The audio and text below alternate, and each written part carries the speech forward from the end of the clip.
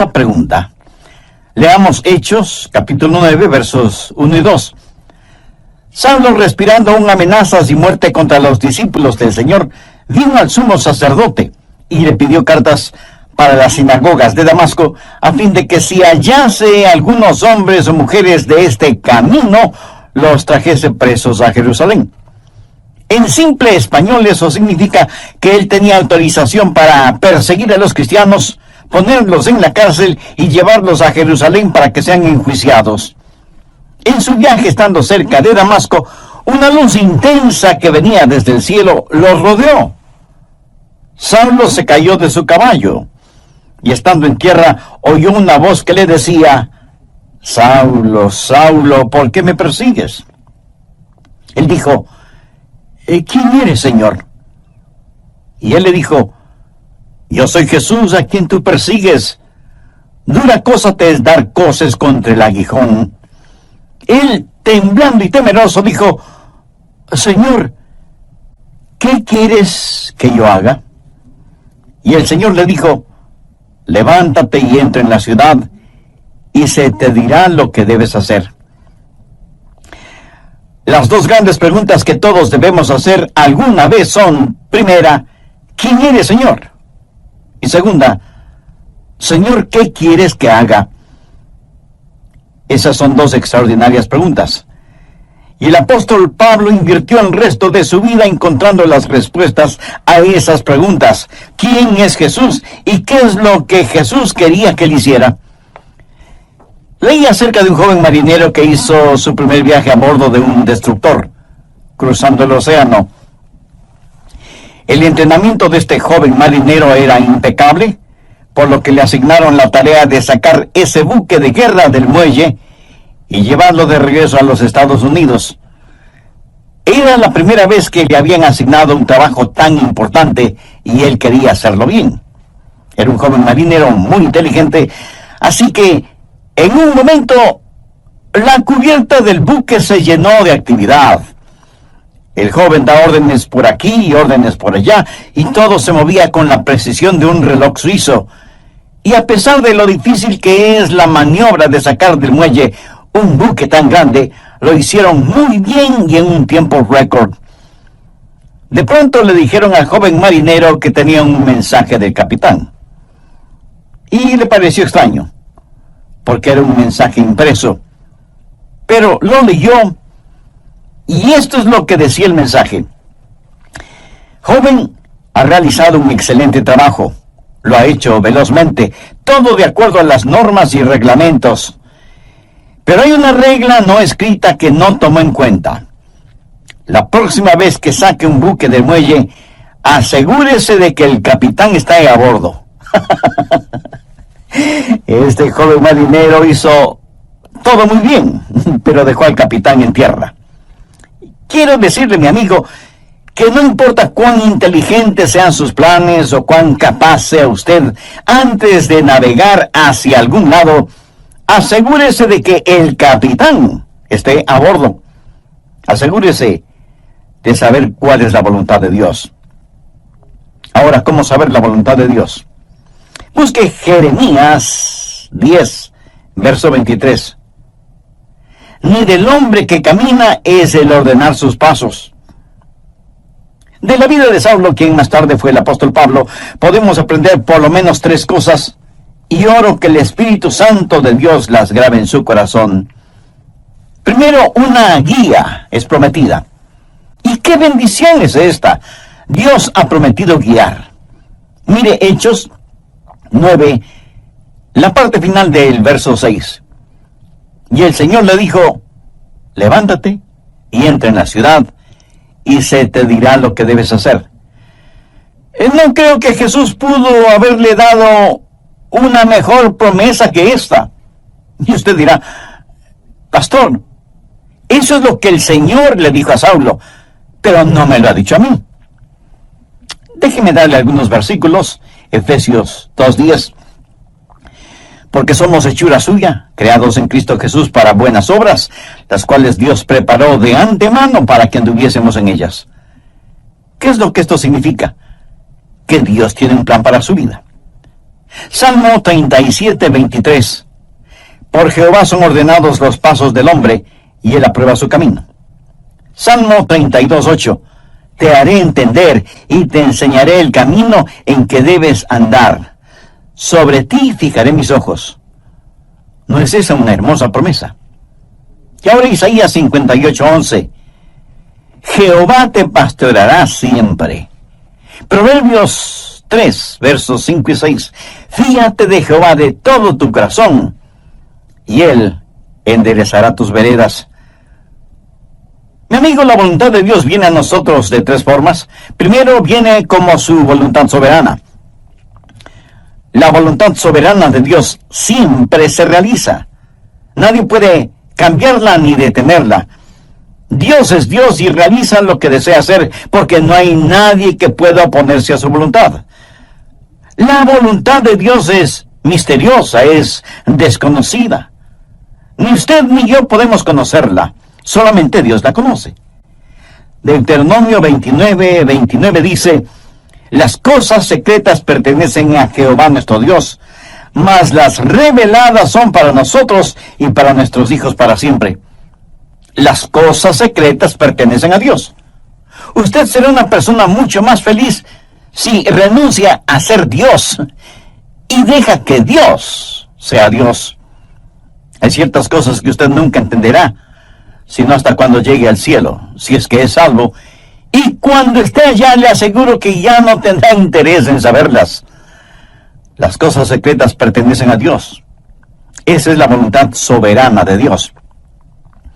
En segundo lugar está la voluntad moral de Dios. Hay ciertas cosas que Dios dice que son correctas y otras que son incorrectas. Por ejemplo, el robo, la fornicación, el asesinato, el orgullo, la mentira son cosas incorrectas. En cambio, el amor, la justicia, la honestidad, la pureza, la bondad, el respeto, la consideración son cosas correctas. Esta es la voluntad moral de Dios. Y no va a cambiarla para mí, ni va a cambiarla para usted. Son normas fijas de lo bueno y lo malo, porque Dios así lo ha decretado. ¿Estamos de acuerdo? La voluntad moral de Dios la encontramos en la palabra de Dios, sin titubeos, sin tartamudeos, ni apologías, ni vacilaciones. Dios dice, esto es bueno o esto es malo.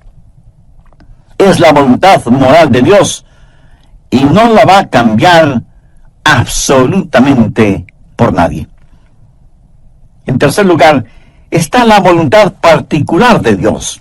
Esto es, la voluntad especial de Dios para usted o para mí. Dios tuvo una voluntad especial para Saulo. Por ejemplo, mire en Hechos 9:15.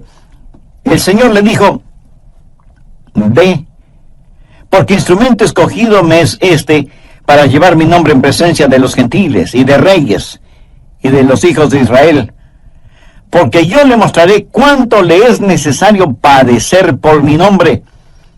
Dios tuvo un plan muy especial para este hombre. Pablo sería un apóstol a los gentiles. Era un vaso escogido. Verá, eso es muy importante para mí. Dios lo escogió en forma muy particular para que sea un vaso especial. Y Dios tiene una voluntad especial para cada uno de nosotros. Por ejemplo, fue la voluntad soberana de Dios que un hombre llamado Adrian Rogers sea parte de los elegidos de Dios. Aleluya. Yo francamente no lo entiendo, pero me regocijo. Es la voluntad soberana de Dios. En forma soberana, Dios derramó su amor sobre mí y me salvó, y agradezco a Dios por eso. Y luego fue la voluntad moral de Dios que yo me casara con una cristiana. La Biblia dice que no debemos unirnos en yugo desigual con los incrédulos. Por lo tanto, sé que Dios tiene una voluntad moral para que, si me case con una creyente en el Señor Jesucristo. Y para mí, Dios tuvo una voluntad particular. Y su nombre es Joyce. ¿Lo ve? La voluntad soberana de Dios trabajó en mi vida. La voluntad moral de Dios estuvo en mi esposa. Sabía que quería casarme con una muchacha cristiana. Y cuando iba a dejar a casa a Joyce después de haber estado en la iglesia, o después de algún juego de fútbol en la universidad, Al regresar a mi casa oraba: oh Dios, quisiera casarme con Joyce. Y creo con todo mi corazón que Dios contestó mi oración porque estaba dentro de su voluntad. Y Dios me dio esa maravillosa y especial mujer para que sea mi esposa. Dios tiene un plan para su vida. Dios tiene una voluntad particular para su vida. El por qué Dios está interesado en usted o en mí solo muestra la grandeza de su amor. Somos menos que una partícula de polvo en el océano de la existencia y sin embargo, Dios nos conoce. Él sabe nuestras idas y venidas, sabe cuando nos sentamos y cuando nos ponemos de pie. Aún los cabellos de nuestra cabeza están contados. Y Dios no solo que nos ama, sino que también cuida de nosotros. Un niño comenzó a orar el Padre Nuestro y dijo: Padre nuestro que estás en los cielos. ¿Cómo es que sabes mi nombre? Se imagina, Él sabe nuestro nombre. De entre los billones de seres humanos que existen y que son preciosos para Él, Dios sabe el nombre de cada uno de sus hijos. La voluntad de Dios está prometida. Guía y liderazgo es su promesa. ¿La tiene usted? Dios ha prometido guiarle, pero sabe que hay 6 errores o mitos acerca de la voluntad de Dios. Espero y oro que podamos desterrarlos de nuestras mentes para siempre. Son mitos que necesitan ser destruidos. Primero, que Dios le dará un mapa para su vida. Y eso no es cierto. No lo hará. No se lo dio al apóstol Pablo entonces y no se lo dará a usted ahora. La voluntad de Dios para usted no es un mapa. Es una relación. Cuando Él guió al pueblo de Israel por el desierto, ¿cómo lo guió? ¿Le dio algún mapa? No. Pero les dio las columnas de fuego y nubes para que las siguieran y para que el pueblo se mantuviera relacionado con Él. A muchos nos gustaría tener un mapa y decir: vamos a ir a este lugar y luego iremos a este otro lugar y más tarde aquí y más tarde allá. Pero Dios es el que quiere hacer eso y me alegro de que sea así, aún para mantener la parte romántica del asunto. De otra manera, todo carecería de emoción y hasta de sentido de reverencia y temor, si supiéramos lo que mañana tiene para nosotros. Cuando estudiaba en la universidad, un día otro joven que se estaba preparando para ir al pastorado se sentó junto a mí y me dijo: Adrián, ¿sabes lo que hice la semana pasada? Le dije que no lo sabía. Y él prosiguió: estuve en Memphis, en Tennessee, y fui a ver al Dr. Lee. De paso, debo decir que el Dr. Lee fue con toda seguridad el más grande, cordial, santo y elocuente ministro que yo haya conocido. Así que ese joven y neófito teólogo, al decirme que estuvo para verse con el Dr. Lee, me dejó poco menos que asombrado. Y pensé: ¿cómo logró entrar? ¿Y cómo el Dr. Lee pudo perder el tiempo con un joven imberbe como él? Yo pensaba todo eso y al mismo tiempo me decía: ¿cómo me hubiera gustado a mí hacer lo mismo? Hubiera sido como decir: estuve en Washington y fui a ver un ratito al presidente de los Estados Unidos. Así que, picada mi curiosidad, le dije: a ver, cuéntame, ¿cómo lo lograste? Me dijo que llegó hasta la oficina de la secretaria y le preguntó si podía ver al Dr. Lee. Ella me dijo que sí, pero solo por unos pocos minutos. Él entró en la oficina del Dr. Lee, conversaron brevemente sobre varias cosas y finalmente el Dr. Lee oró con y por el joven estudiante. Y eso fue muy interesante para mí. Y traté de imaginarme toda la escena. Los años pasaron y en la voluntad de Dios llegué a ser el pastor de esa misma iglesia. Tuve la misma oficina que tuvo el Dr. Lee. Un día mi secretaria me llamó por el intercomunicador y me dijo: el Dr. Lee está aquí y quiere saber si puede conversar con usted unos minutos. Por supuesto, hágalo pasar inmediatamente. Y sin querer, vino a mi memoria el episodio de mi joven amigo universitario que años atrás, estando de paso por Memphis, fue recibido en forma cordial e inmediata por el Dr. Lee. La voluntad de Dios no es un mapa, es una relación personal. Segundo, quítese de la cabeza la idea de que Dios es una especie de aguafiestas espiritual. Que si usted hace la voluntad de Dios, ese es el final de su gozo, de su alegría. Hay mucha gente que no quiere saber la voluntad de Dios por temor de lo que podrían encontrar.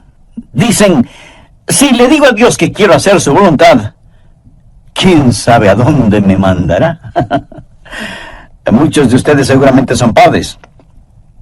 Suponga que un día su joven hijo de 14 o 15 años viene y le dice, papá, estoy convencido que eres un hombre bueno, piadoso y sabio. Quiero saber qué es lo que quieres que haga. Haré cualquier cosa que tú quieras que haga.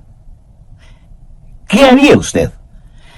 Creo que usted primero se quedaría como una estatua con la boca abierta. No daría crédito a lo que está escuchando de boca de su hijo.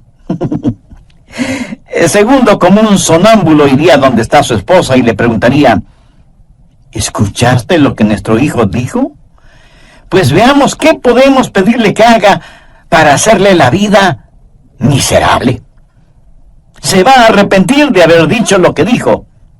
¿Qué es lo peor que podríamos pedirle que haga? Amigo, no tenga temor de la voluntad de Dios. La voluntad de Dios es lo que usted quisiera para usted mismo, si tuviera el suficiente sentido común para desearla. Amigo, ¿entendió esa frase? La voluntad de Dios es lo que usted quisiera para usted mismo, si tuviera el sentido suficiente común para desearla. Busque usted diaria y diligentemente la voluntad de Dios para su vida. Si usted no conoce al Señor Jesucristo como su Salvador y Señor en forma personal, de ninguna manera buscará la voluntad de Dios. ¿No quisiera este mismo momento buscar a Dios y conocer su voluntad? Le invito a que diga la siguiente sencilla oración conmigo. Querido Dios, reconozco que por estar viviendo de acuerdo a mi voluntad, he vivido en pecado y en rebelión contra ti. Intelectualmente sé que Cristo murió por mis pecados para perdonarme y salvarme. Pero ahora, convencidamente, acepto a Cristo como mi Salvador y mi Señor. Señor Jesús, ven a morar en mi corazón. Tome el control total de mi vida. Hazme la clase de persona que tú quieres que sea. Y ayúdame a nunca avergonzarme de ti, independientemente de las circunstancias o de la... Vea a quienes le dicen que Dios es un aguafiestas espiritual.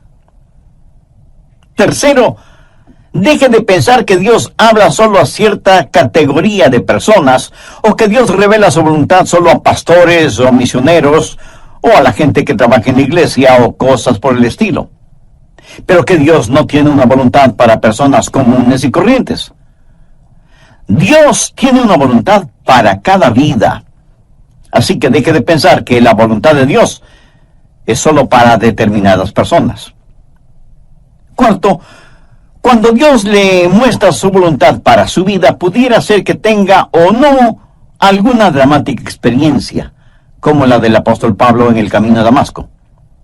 ¿Recuerda cuando Dios le habló a Elías en la montaña y soplaba el viento? Dios no estuvo en el viento, ni en el fuego, ni en el terremoto.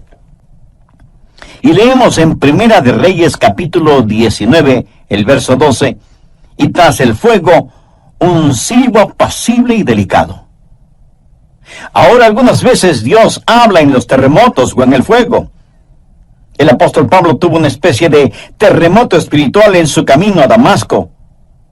Pero usted deje que Dios sea Dios en su vida. Dios habla apaciblemente a algunas personas y a otras Dios tiene que llamarles fuertemente la atención. Quinto, Otro mito que debemos sacarlo del corazón y mente es el creer que Dios muestra su voluntad solo a gente joven, pero no a gente mayor. Siempre les estamos diciendo a los jóvenes que deben buscar la voluntad de Dios para sus vidas. Escuche, quiero decirle que usted, sea que tenga 9 años de edad o 90 años de edad, usted debe buscar la voluntad de Dios para su vida. Si Dios ya hubiera terminado con usted, Él ya le hubiera llevado al cielo. Dios tiene un plan para su vida. Sexto, el último mito que necesitamos destruir es el que dice que de alguna manera Dios oculta o esconde su voluntad de nosotros. Pensemos nuevamente en el joven que está frente a su padre, quien le dice: hijo, hay algo que quiero que hagas, y si lo haces, te daré una buena recompensa. Pero si no lo haces, te llevaré a tu cuarto y aplicaré la vara de la disciplina donde termina tu espalda.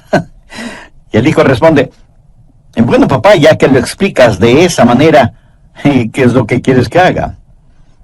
Y el padre le responde: pues no te lo voy a decir. Tú debes descubrirlo. Pregunto, ¿qué clase de padre haría una cosa así? Dios no esconde su voluntad de nosotros.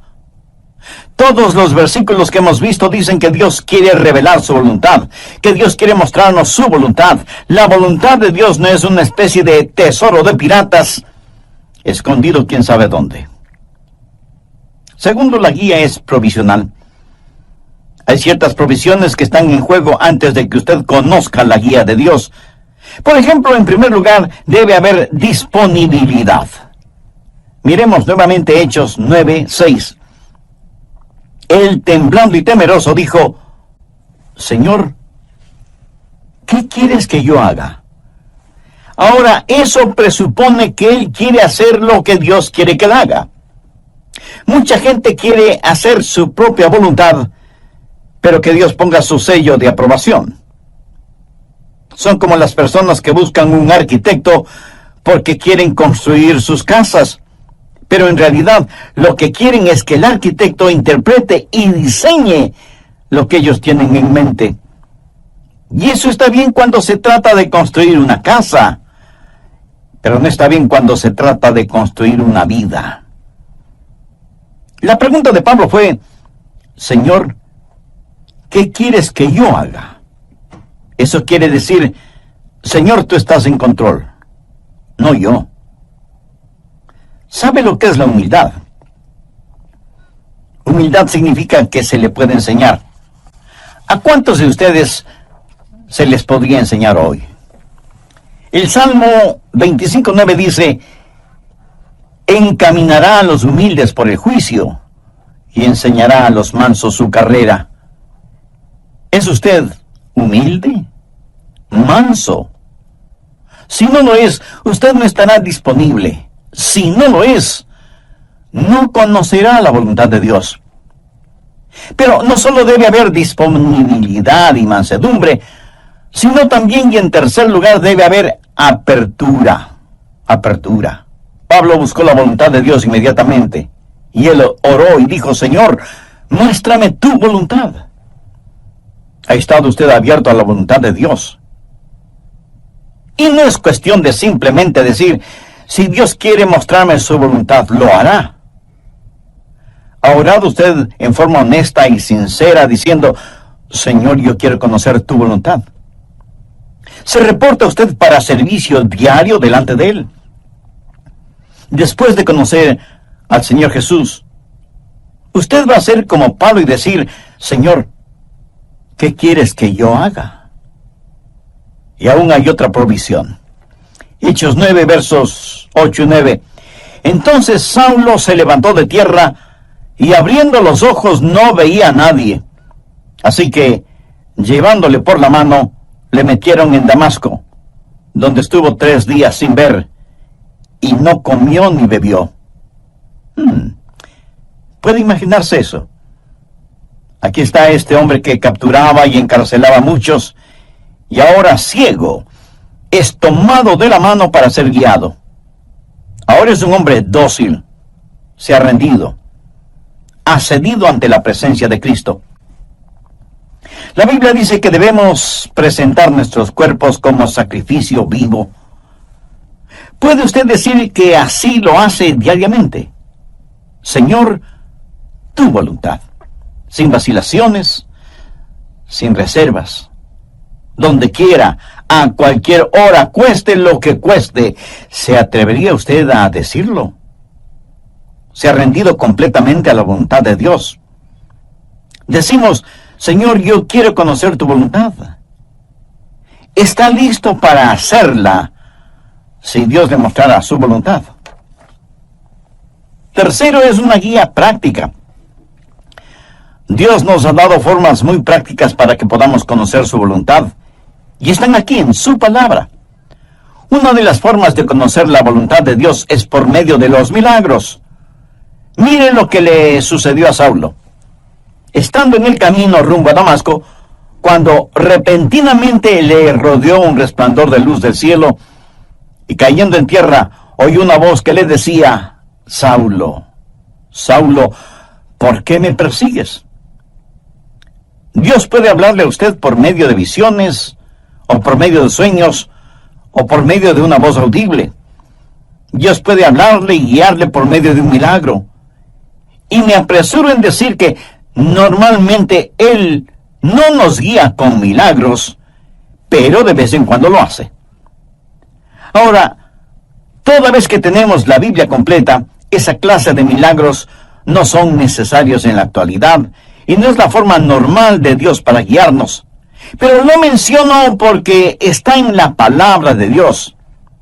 Pero si usted tiene una visión, o un milagro, o un sueño, o lo que sea, será mejor que las compare con las otras cosas que voy a mencionar para ver si encajan unas con otras. Y no es una mera autosugestión. En segundo lugar, Dios le hablará y le guiará por medio de su palabra. Y si usted pregunta, ¿le guió Dios a Pablo con su palabra? Amigo, es mejor que lo crea. Verá, primero, él era un rabí y conocía muy bien la palabra de Dios, el Antiguo Testamento.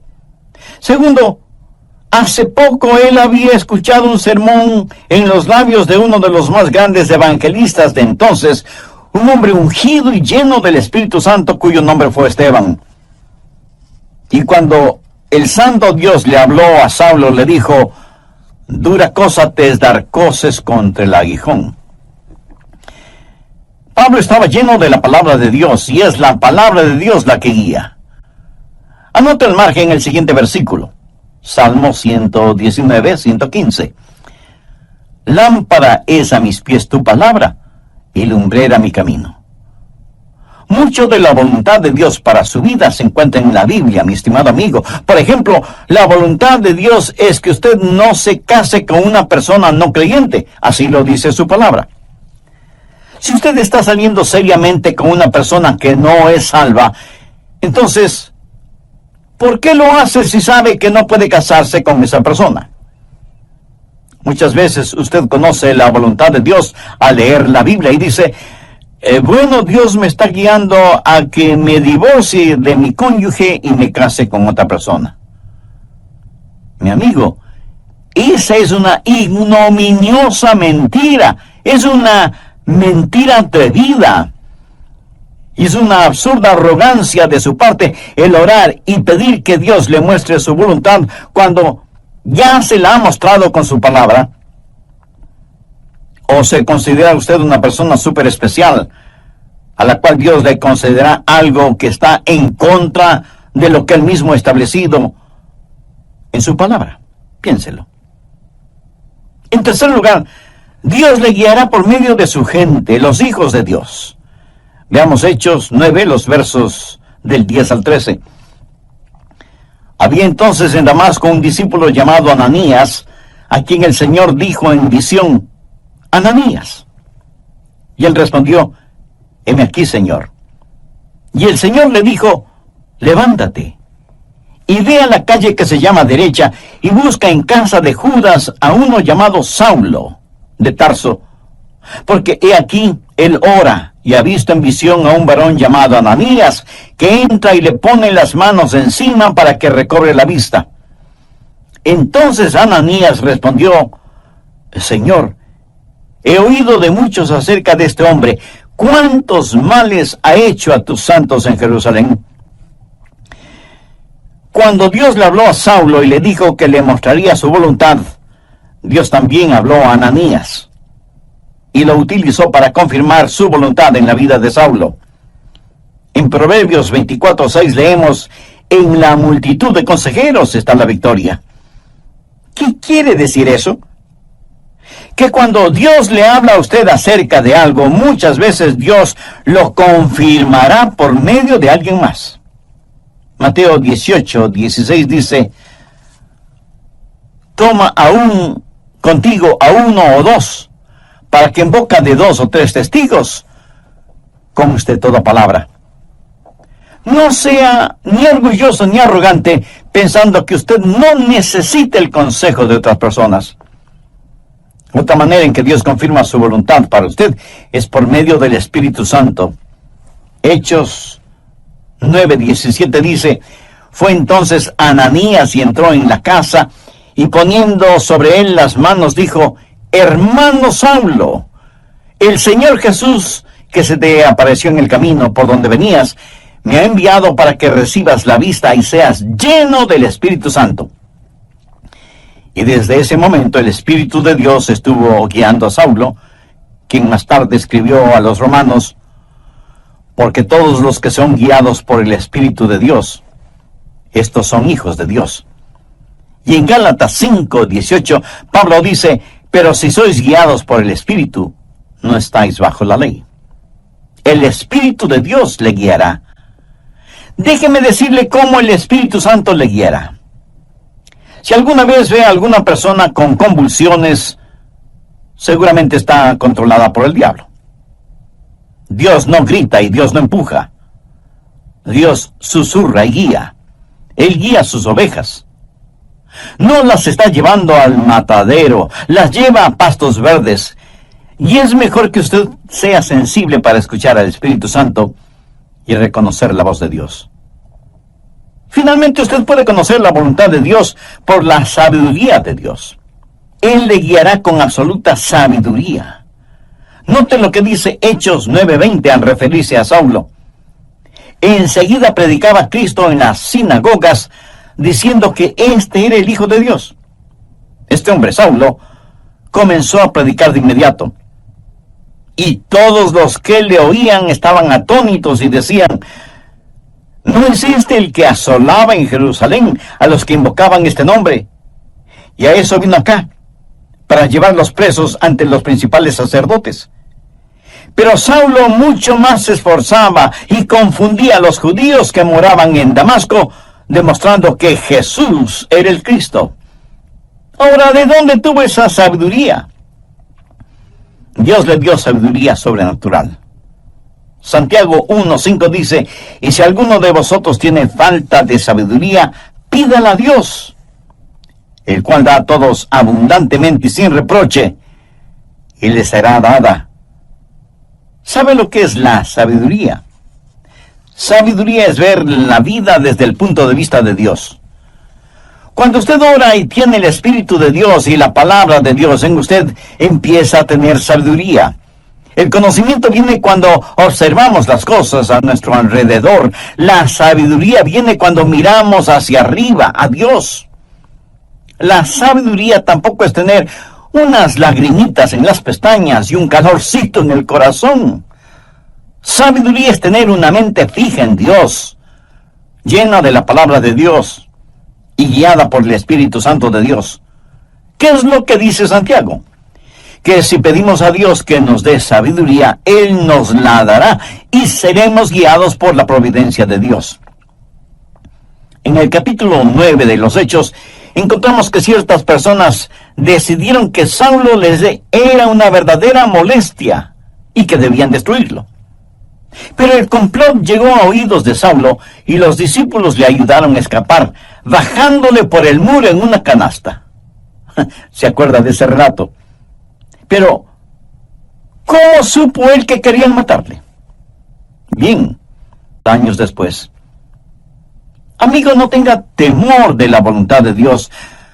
La voluntad de Dios no lo llevará donde el poder de Dios no pueda sustentarlo. Y la voluntad de Dios es absolutamente lo mejor para usted, para su cónyuge, para sus hijos. Ahora escúcheme muy atentamente. La forma de conocer la voluntad de Dios para el resto de su vida es hacer la voluntad de Dios ahora. Es muy difícil el pilotear un barco que no se mueve. Verán, la forma de entender la parte de la Biblia que no entiende es obedeciendo lo que sí entiende. La manera de saber acerca del futuro es obedeciendo a Dios ahora en el presente. Y si usted tiene interés en poseer la voluntad de Dios para su vida, le diré lo que el apóstol Pablo dijo hace ya tantos siglos. Señor, ¿quién eres? Señor, ¿qué quieres que yo haga? ¿Quién es el Señor? Es el Hijo de Dios que murió por sus pecados y quiere que usted lo reciba ahora mismo en su corazón como su Salvador y su Señor. Y le prometo